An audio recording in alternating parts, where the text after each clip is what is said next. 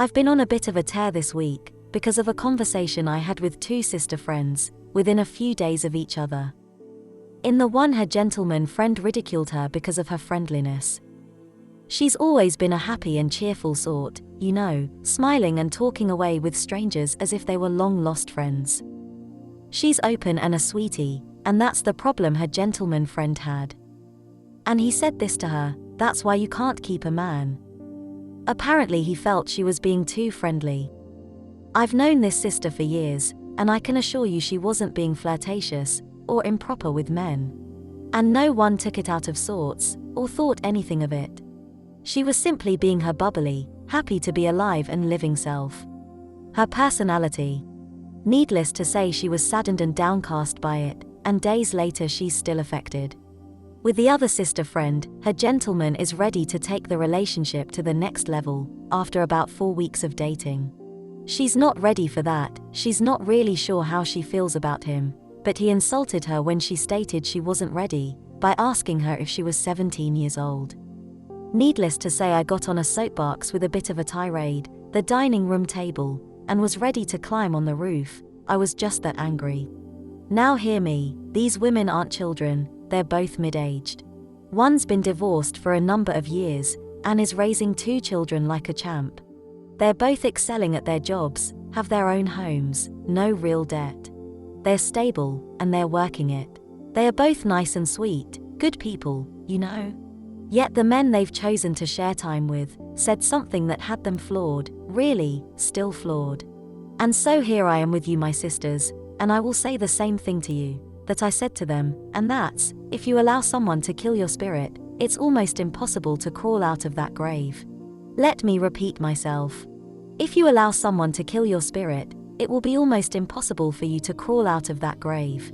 Now hear me, I said, almost impossible, not that it will be impossible. The unfortunate part of this is that a lot of sisters won't even try to climb out of that pit. They take that heart-damaging hit and hold right onto it. Many for the rest of their lives. It will sit there waiting for the next shovelful of dirt to be tossed on it, and the next, and the next. Don't you see what I mean when I say the pit will be almost impossible to get out of? You've either got to stay away from the pit, or once in it, climb out quickly before you get buried. I asked both sisters what they said to their gentlemen, and they both answered the exact same. Nothing. They both let the statement ride. What did I say to them? 2 things. 1, you're dating, and the purpose of dating is to determine if you're a match. If you fit. If you're compatible. If you are 2 puzzle pieces that click and fit together. You're dating.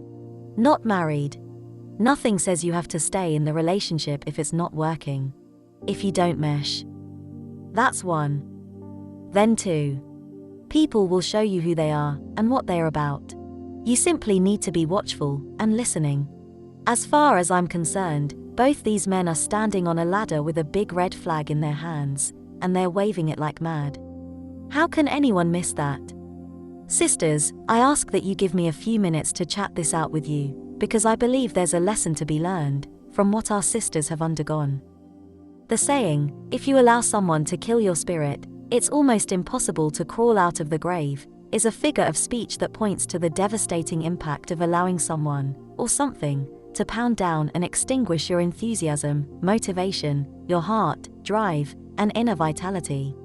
Literally, your spirit.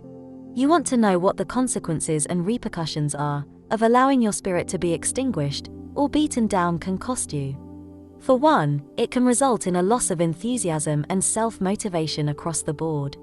Sisters, your spirit encompasses your inner drive, which is your passion, and your zest for life. Inner drive fuels our ambitions, it motivates us to pursue our goals, and gives us a sense of purpose. When someone kills our spirit, it means they have managed to extinguish the very fire inside of us, to a great extent, the life of us, don't you see? And with our fire extinguished, we're left feeling discouraged, disheartened, drained of life and purpose. Then there's the emotional and psychological impact of allowing someone to kill or extinguish your spirit. You can be left with feelings of despair, right? Along with feelings of hopelessness and a sadness that follows you around like a dark overhead cloud. It brings a bleakness that can leave you gloomy and unhappy, while at the same time leaving you bleak and sluggish.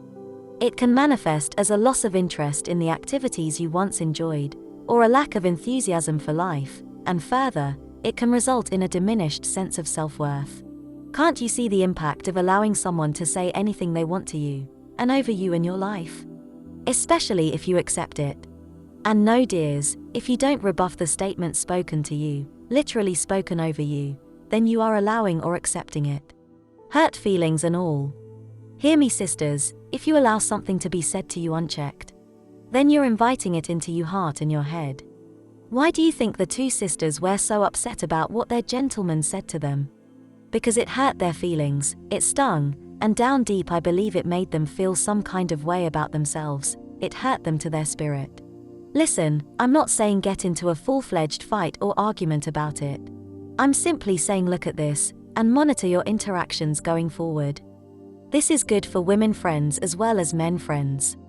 We're all about healthy relationships here, and you being a healthy you, as you experience healthy, wholesome, strong and beneficial to you relationships. Now concerning my comment of the grave being almost impossible to crawl out of. In addition to being a symbol of death, just as bad is the grave being interpreted as a symbol of defeat. The figure of the grave can represent a state of resignation, stagnation, or death. It implies being buried under the weight of negativity and losing the will to pursue personal growth or happiness. The symbol of the grave suggests that once our spirit is crushed and its fire put out, it becomes incredibly difficult to break free from that state of despair and regain a sense of vitality, energy, or the strength and brightness of life. So you can see how challenging the concept of crawling out of the grave can be, right? It can be a long and arduous task of recovery from the damage inflicted on one's spirit. To repair that sort of damage takes intentionality, you being intentional about self-reflection, committing to rebuilding one's self-esteem, finding new sources of inspiration, and seeking support from others. The process of regaining one's spirit, relighting the fire, as it were, can involve therapy, self-care practices, finding ways to reconnect with one's passions, setting new goals, and surrounding oneself with positive influences. Any one or all of this, depending on who, what, when, where, and how the comment or comments affected you. Which is why protecting your spirit is so important, don't you see? It houses all the deep and important, and freeing parts of you. The very fire and passion of you. The reality of it being almost impossible to climb out of the grave, after a stunning blow, serves as a reminder of the significance of guarding our inner spirit, and not allowing external factors, or negative influences, to extinguish it. It highlights the importance of setting boundaries, sisters, cultivating resilience, and seeking healthy relationships that nurture and uplift us, rather than tear us down, and drain our energy and our soul.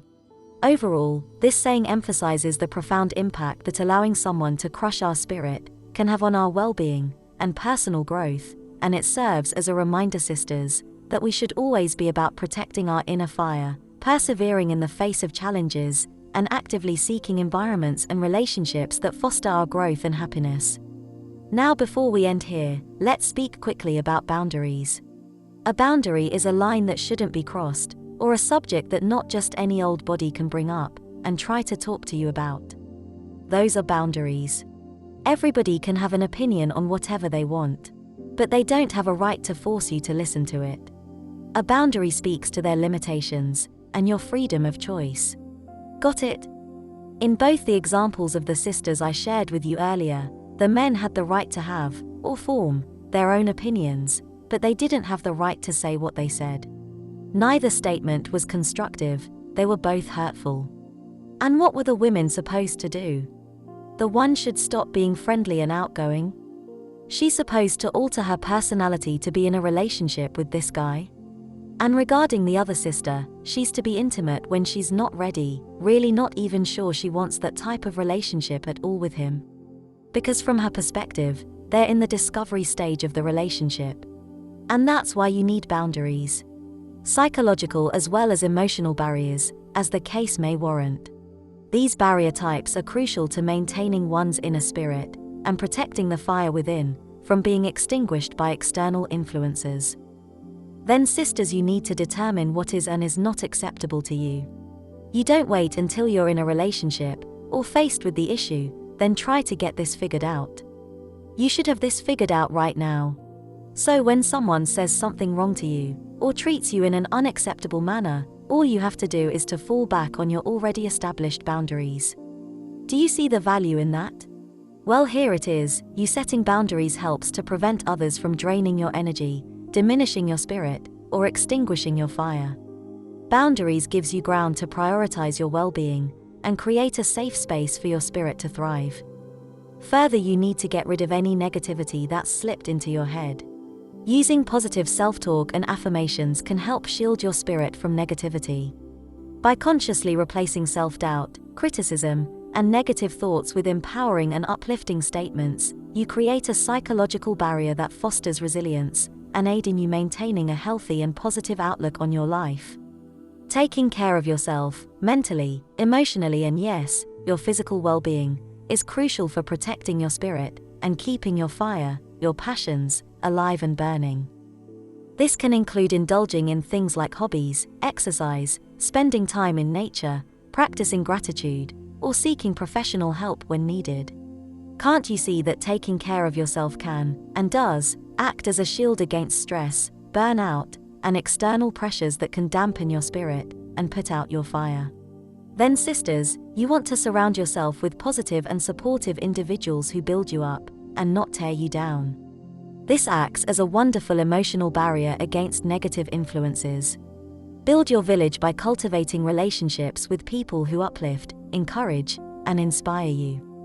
Sharing your aspirations, challenges, and victories with a supportive network can help to safeguard your spirit and keep the spark of motivation burning bright. Don't you see how important it is for you to get all this settled before letting people into your life? Dears, it's essential to have a clear understanding of your values, priorities, and boundaries. Then this established mindset will help you to evaluate whether potential relationships align with your core principles and whether they respect your boundaries. It helps you in establishing a foundation for healthy connections. Then there's this: when considering new relationships, whether general friendships or romantic partnerships, it's important to assess compatibility and shared goals. The mindset of you applying a barrier here involves evaluating whether the person's values, interests, and aspirations align with yours. This evaluation helps to ensure that the people you allow into your life are likely to contribute positively to your overall well-being and support your growth. Then, and this is crucial, please pay attention to red flags. If someone consistently displays negative behavior, lacks respect for your boundaries, or exhibits traits that clash with your values, it's important to acknowledge these indicators and consider whether that person is a healthy addition to your life. The other side of that coin is you trusting your instincts and intuition. If something feels off, or you have reservations about someone, it's important to listen to those feelings.